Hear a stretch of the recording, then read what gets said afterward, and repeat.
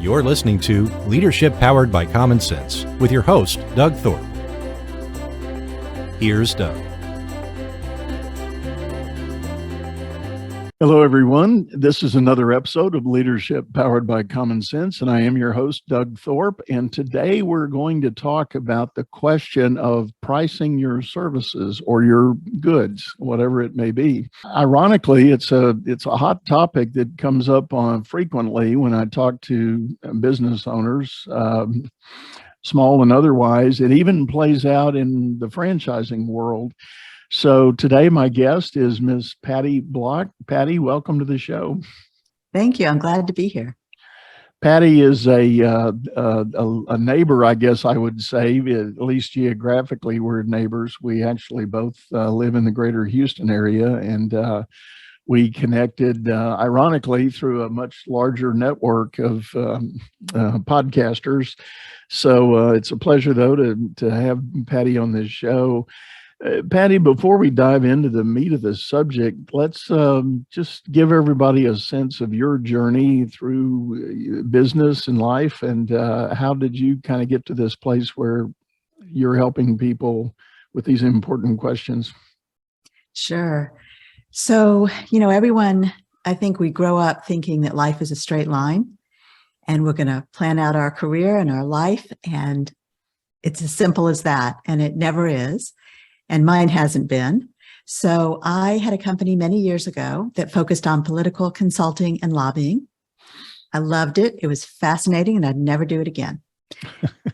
I had that company for about 8 years. And the reason I ended up closing it is because I had a surprise divorce and 3 little kids at home, and realized very quickly that I had added lobbying in order to even out my revenue, because otherwise all of my revenue was tied to the election cycle.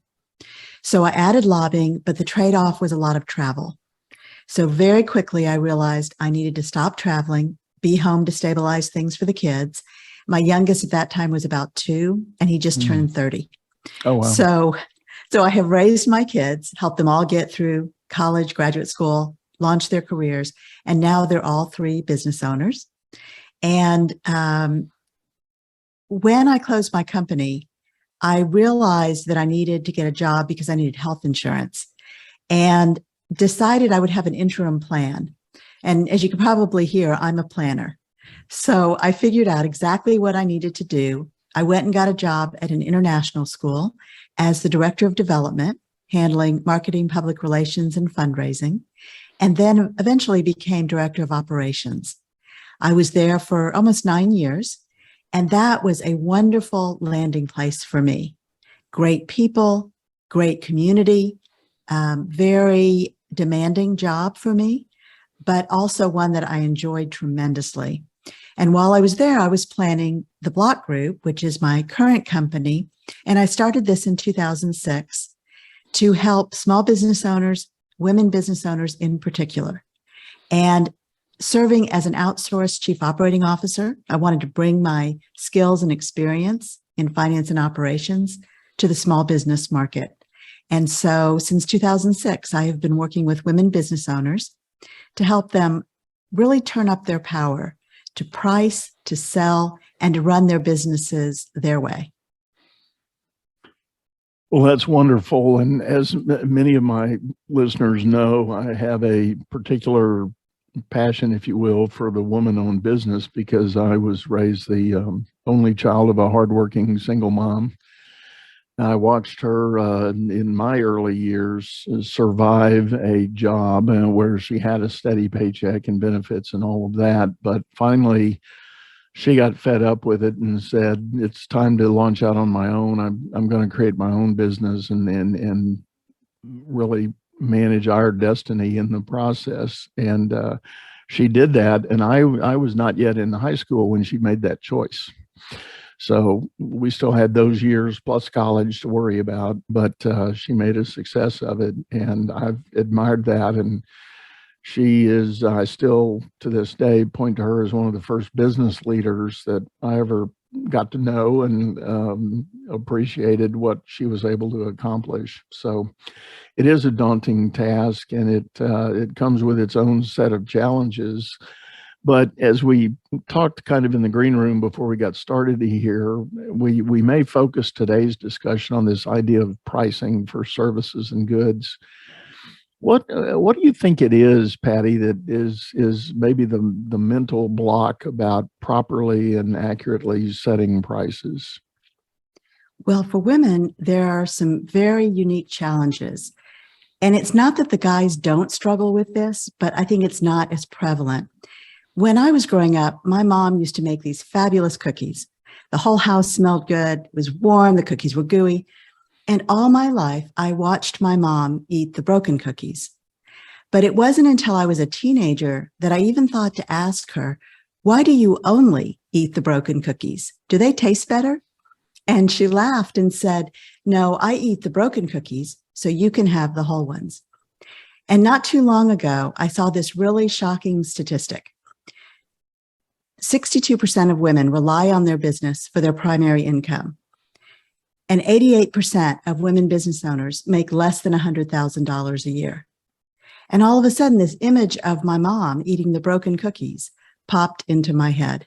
And I thought, that is what we as women are doing in our businesses. The dynamic that I call the broken cookie effect is we underprice, we undervalue ourselves. So we underprice our services, and then we over-deliver.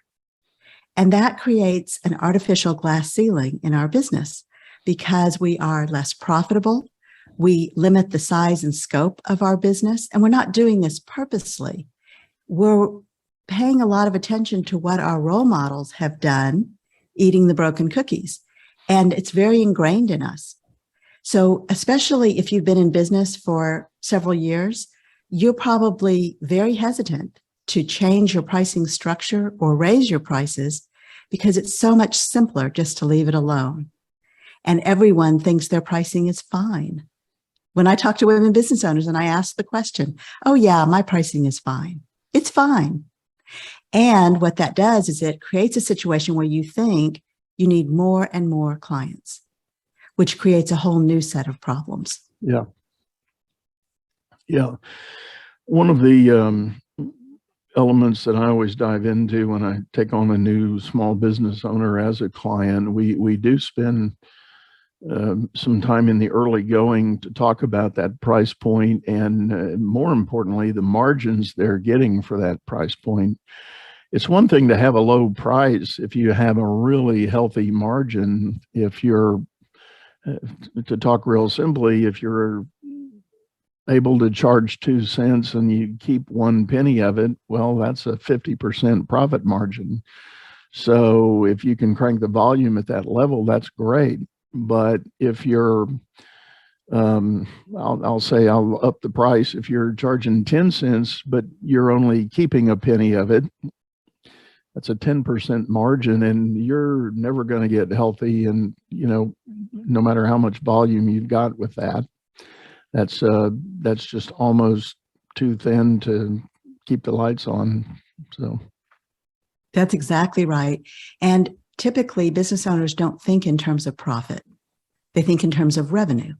So if you're asking to, when you start a relationship and you're asking the business owner, I bet what you hear a lot of is their annual revenue. Because every business owner knows what their annual revenue is. They don't know their net income typically, right. And they often don't know their profit margins. Right. Yeah, it's interesting.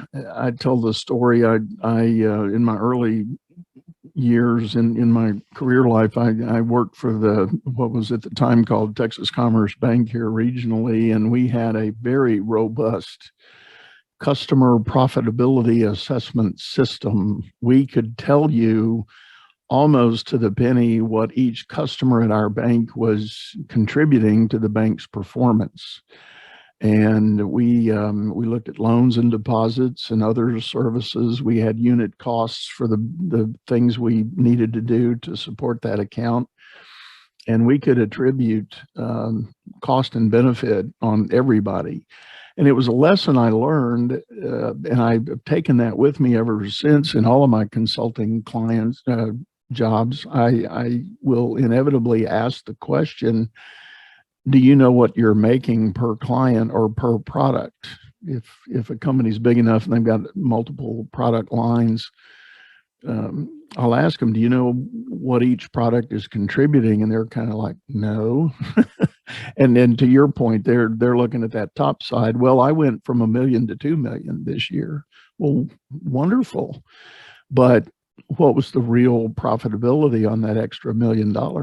Was it worth the effort?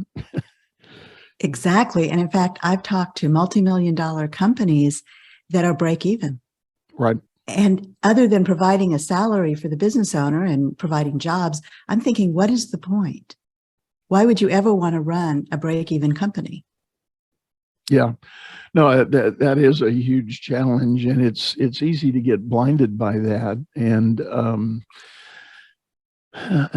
I may end up kind of dancing around this subject in different ways, but one thing that just came to mind is, and I experienced this, I was guilty of it in my last company. I had developed a vision for a service line we were providing, and it was working well. And then all of a sudden, I landed the whale account, the big fish that I think every entrepreneur strives for. You want to get those really big accounts, and you somehow feel good about having done that.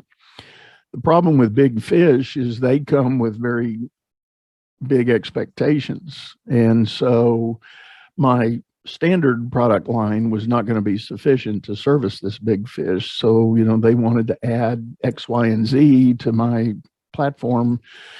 And I ultimately agreed to do that with no particular change in the pricing for it. They were getting the add-on services at the base price that I'd been charging everybody else up to that point. And yeah, I had to add people and equipment to fulfill those needs. And I was not just break even, but my margin all of a sudden shrunk, because now I've got this whale that's 30 or 40% of my volume, but the margin on that account was very thin. And it ultimately squeezed the net margin of the whole company in the process. Yes, I've seen that. And also what happens when my clients have gotten the big fish, they take their eye away from business development. And so when the big fish leaves, which will happen someday, then they don't have anyone in the pipeline. They have not spent time developing the business because they've been head down on taking care of the big fish. So that also can stunt their business growth. And then it's like they wake up one day, big fish is gone or leaving, and they really are not sure what to do next and how to replace that revenue. Just to round out my story on that subject, the big fish did leave me after about 3 years, and I had done all this infrastructure change and everything, and they left, went to a competitor company up in Dallas. And I found out later they had actually convinced that company to do it for a price point that was about $5 a unit below my price, and still, again, doing all this service add-on and everything. That other company got the same big eyes and excitement over landing this fish, and psychologically taking it away from me. There was a little bit of healthy competition there. And a couple of years later, when all the dust settled and I had to close my company in the crash of '08, as did the other guy in Dallas, we were together talking one day, and we said, you know what, that model we had really wasn't profitable at all when you think about it. And we had a good laugh over it. But the point is, you make some bad decisions being a company owner. Well, you make the best decision in the moment, and you might realize later that maybe that wasn't the best decision, but in the moment it feels right. And it is exciting and fun to land a big client. And it is what everyone in the marketplace keeps talking about. Right. So, it's also kind of like the rabbit and the hare, the turtle and the tortoise and the hare, right? So that taking it very methodically versus racing ahead. And taking a big client is often, it feels like racing ahead. Oh yeah, definitely.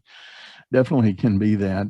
Well, let's get back to the dynamic of the woman-owned business, because I would like to talk about that a little more in respect to the pricing limits that ladies maybe put on themselves. And I love your broken cookie story. What else do you see them processing as they make those decisions about how they're going to go to market?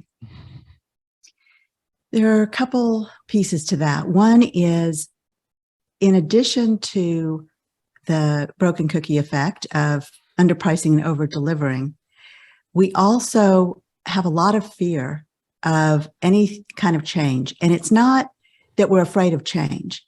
I think that's too simplistic. It's that we're afraid of conflict. And any change, we're worried we're going to get pushback, especially when you talk about your pricing. And so that pricing low and having high expectations for lots and lots of people being attracted to your services and just waltzing in the door, that kind of myth really keeps us stuck, because then we feel as though if we change the structure of our pricing or we raise our prices, then people won't be waltzing in the door, or they'll start asking questions we're not sure how to answer, or they'll push back and they'll ask us to, quote, prove ourselves. And that is something that a lot of women really, really struggle with. So what I'm teaching is very much about generating more revenue with less stress. And that is about the structure of your pricing. So I'm not someone who says everyone needs to raise their prices across the board. To me, that's kind of silly. And people wouldn't do that. And then they also wouldn't need me to teach them how to do this differently. So really, it's about adding structure and a rationale to your pricing. And what that really does is it builds your confidence so that when you're talking to a prospective client and you're talking about your pricing and the solutions that you offer, you're much more confident because there's a structure and a rationale. And so, especially for service companies where I focus, I work primarily with women that are experts in their fields. So they're all service providers. There is no supply chain. It's often difficult to figure out what their costs are, because a lot of times they're variable costs. And when you're calculating your pricing, having that structure around it can be helpful for you as the business owner, so that you can then go out and talk about it with confidence. So that is what I typically recommend. And we need to keep in perspective that as humans, we equate low quality and low price and high quality and high price. So if you price artificially low, people will wonder if they should go to a different provider or what exactly you're providing for them, if they're really going to get the value. So there's a lot of, in my opinion, there's a lot of thinking and planning and strategy that needs to go into your pricing. You know, I like your first point there about building the confidence in what your offering is. And I immediately went to an experience I had just yesterday. I am in the process of needing to engage a foundation repair company to do some work on my house. And after 30 years, it's shifting and settling. And of course, the dry weather we've been having has not helped it at all. But anyway, this fellow showed up, highly recommended by all my neighbors, and an independent operator, but he's been at it 25 years. And he showed up and did the classic measurement and evaluation things. But then when we sat down to really talk about the bid, he first, showed me what the number was, which even at that point, it was the proverbial, he kind of had me at hello, for the scope of the work that I fully expected. He had a very reasonable price for it. It was high, but reasonable, and I believed in. But then he proceeded to demonstrate the quality of what he was going to deliver. And he started coming out of his folio with these handouts, and they were engineering studies and white papers and diagrams and stress testing, and engineers at Texas A&M and engineers at the University of Texas had done all these papers and things. And it was a whole stack of stuff that said, my way is the only way to do this well and have a full, reputable lifetime guarantee on the work we're going to do. And he gracefully answered questions about the competition and what they did or didn't do in this arena. He wasn't dissing them. He wasn't rude about it, but he was saying, if you do this, and he had it all. And I'm sitting back there thinking, dude, you have no idea who you're talking to here. He said, I thought to myself, I'm being entertained. I'm not particularly being sold extra, but I'm watching a businessman who had it all together. I mean, this was a very good, tightly wound, articulated presentation of why it was going to be what it was and what good I would get out of it. So it was an interesting case study to, but my point in all that's a long story to say, I think it's exactly what you said. You have to decide what your value is, and whatever case you have to build to show that. It's not about creating a lot of fluff, but it's about hitting it head on and articulating, where that value comes from. I agree. And again, having that confidence. The gentleman you spoke with knew exactly what he was talking about. He really is an expert at what he's doing. And so you saw that confidence in the way he presented, which probably gave you confidence that he's the right provider. Oh, yeah. Well, out in my neighborhood, we have a very robust community group that's on social media, and we're if you're a vendor out here, you better be good, because if you have any chinks in your armor, it's going to spread like wildfire through the network out here, and you don't stand a chance. But he was very highly recommended. A lot of people had used him, and so that's why we were talking. But my point is, I had known that, but then he showed up, and sure enough, it was very well done. So, well, let's tell you what, Patty, we're kind of on a brief time limit here. Let me take a quick commercial break, and when we get back, we're going to dive into more of these considerations for proper pricing and your value stories. So hang with us, everybody. We'll be right back. Business is all about solving complex problems as fast as you can create them. Become the best problem solver by leading others to greatness too. And the first step is going to DougThorpe.com. Doug Thorpe is known globally for coaching entrepreneurs and business leaders, improving their performance and the work output of everyone surrounding them. You can find health, wealth, and happiness by learning to lead others to health, wealth, and happiness. Go to DougThorpe.com now and order Doug's books or hire him to coach your managers. That's DougThorpe.com. All right, everybody, we're back, and I am visiting today with Patty Block. She owns an agency. And Patty, I'm sorry, tell me the name of the company again. The Block Group. Block Group, all right. And she helps predominantly female entrepreneurs with their business ventures. And we were talking in the first half about pricing for services. What are some of the other considerations, Patty, that we haven't hit yet in that area? So one of the things that you hear all the time is that you should price for what you're worth, right? I should get paid what I'm worth. And that is kind of, I think, often a throwaway comment, but women believe that.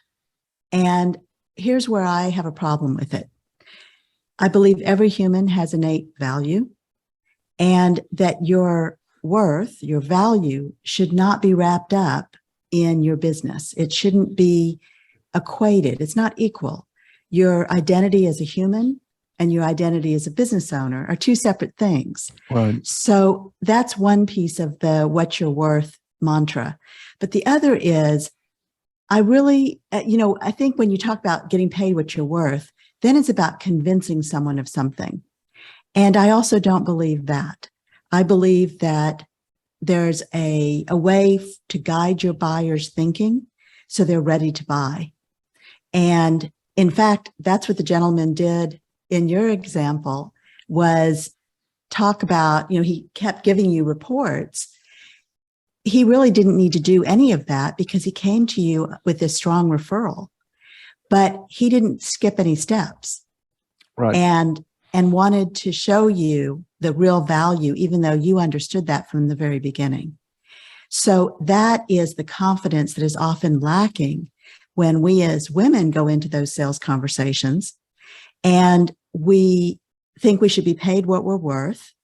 And for me, it's about building value in the mind of your buyer. Because when you do that, whether it's a referral that comes to you or you've heard good things about this person, when they come to you as a prospective buyer, the question is really, how can you help them understand the value? And one of the most powerful ways to do that is with story. And I help some of my clients develop their business stories so that people really understand the value of them as an expert and how they can help solve the problems. So I think that's one key element is don't worry about the getting paid what you're worth piece of it. Focus on building value in the mind of your buyer. So that's one distinction I would make.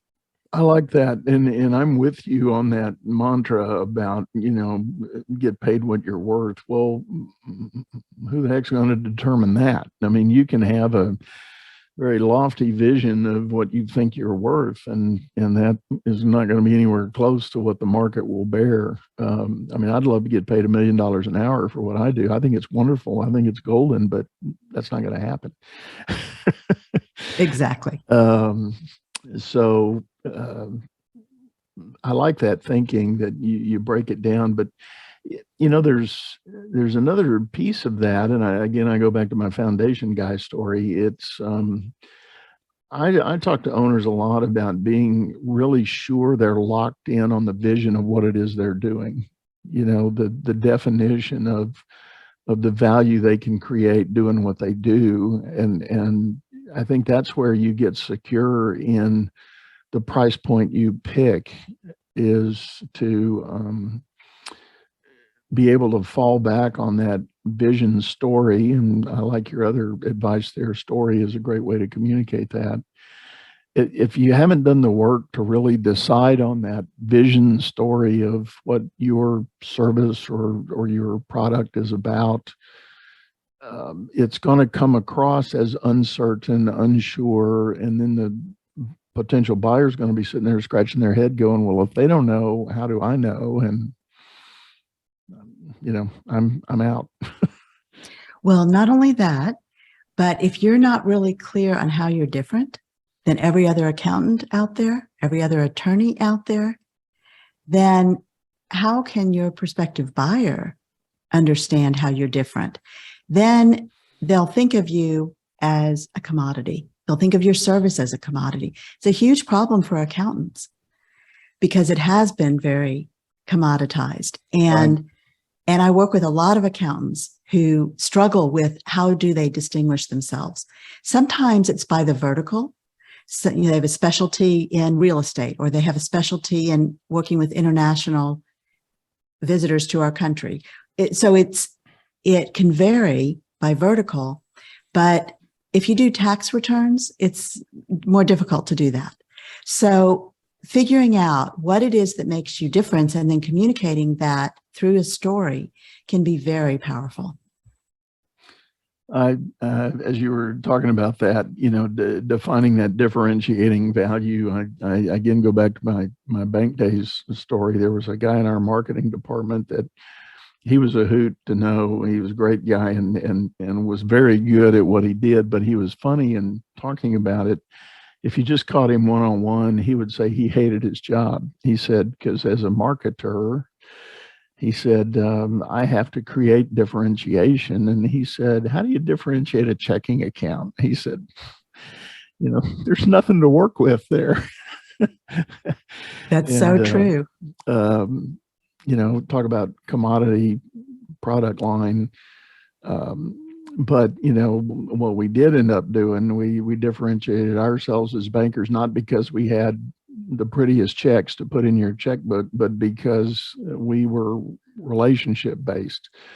Our pledge was to meet you at your business and learn what you're doing and be there alongside as a trusted advisor to help you with your banking needs. And that had huge traction. Right. And it's something that's really lacking right now. Everyone wants the human connection. Right. So that it is a powerful differentiator. Yeah, if you can provide that, for sure. Well, what other things do you typically find yourself working with these female owners of these businesses? So, we focused on pricing today, which certainly is an important part, but I serve as an outsourced chief operating officer. So I really help them with every aspect of their business, from hiring and staffing to use of technology to all of their planning. So it's the strategy and implementation, and it's a very holistic view of their company. I also help women who want to position their company for exit. And that is, that's a different way of looking at your company.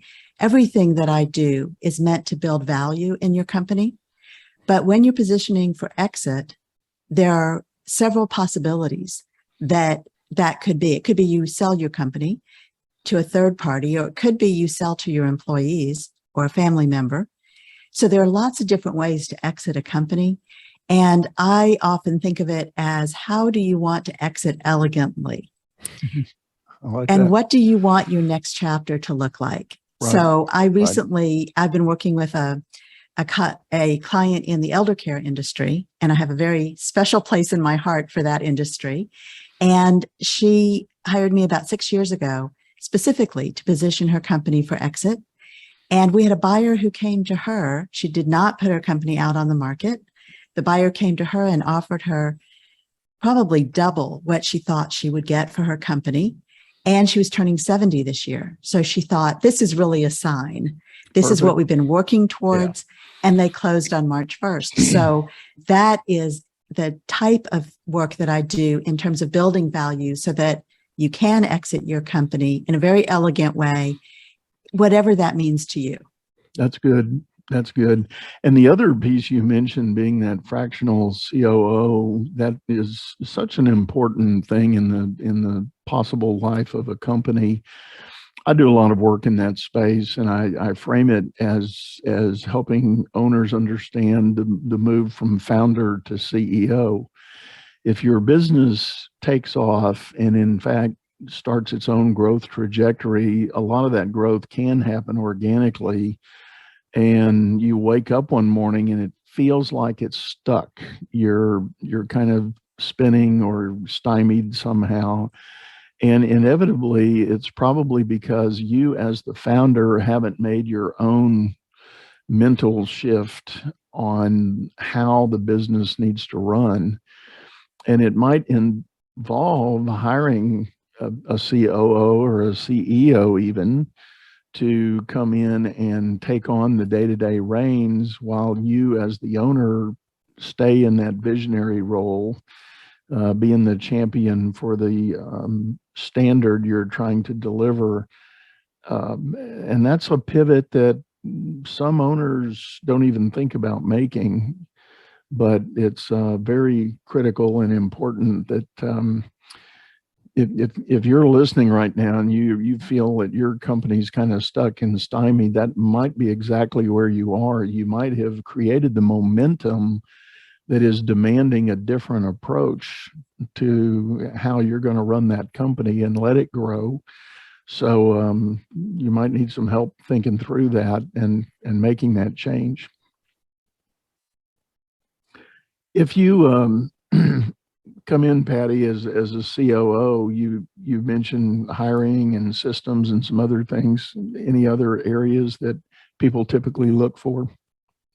Yes, we do a lot of work around their financials, and in particular, cash flow and cash flow management. Oh, love it. Yeah.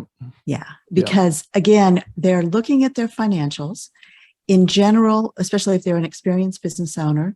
They have a general sense of what their financials are telling them, but they may not be tracking their cash flow very carefully. And the cash flow, the distinction in my mind is it's not just about money in and money out. It's about a dynamic of timing. And so you've heard of $1 million companies that can't make payroll. Yep. Right. Yep. So that is a cash flow problem. And that, or if you're looking at your bank balance every day and you're really worried about your bank balance every day, that is not a healthy way to run a business. Right. No. And it feels terrible. It's not. Yeah.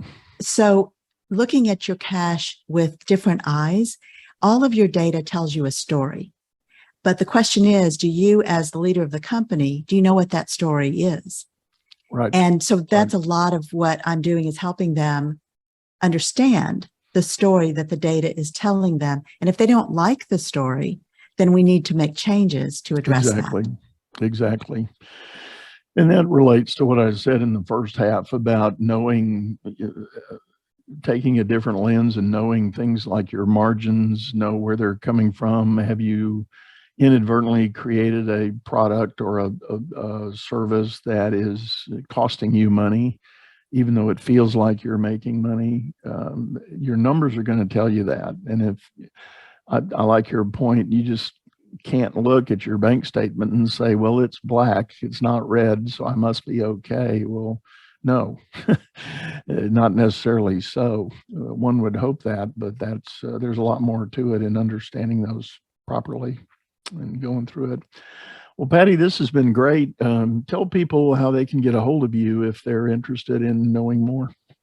Sure. And thank you for having me on the show today.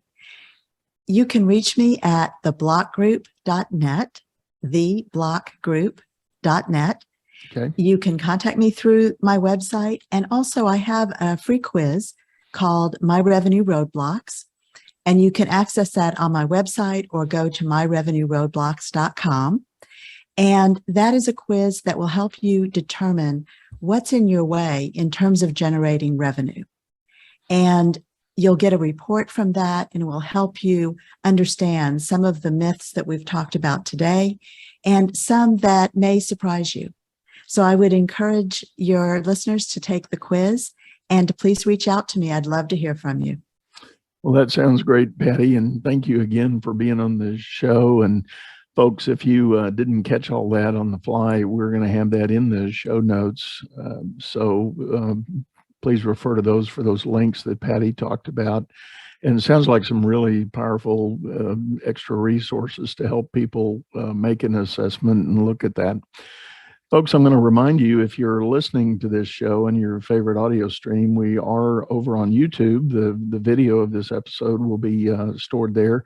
The program is the same name, Leadership Powered by Common Sense. You can look us up on YouTube and click the subscribe button and join in, leave a comment. We'd love to hear from you. And I always welcome recommendations on other topics or ideas you'd like to get into.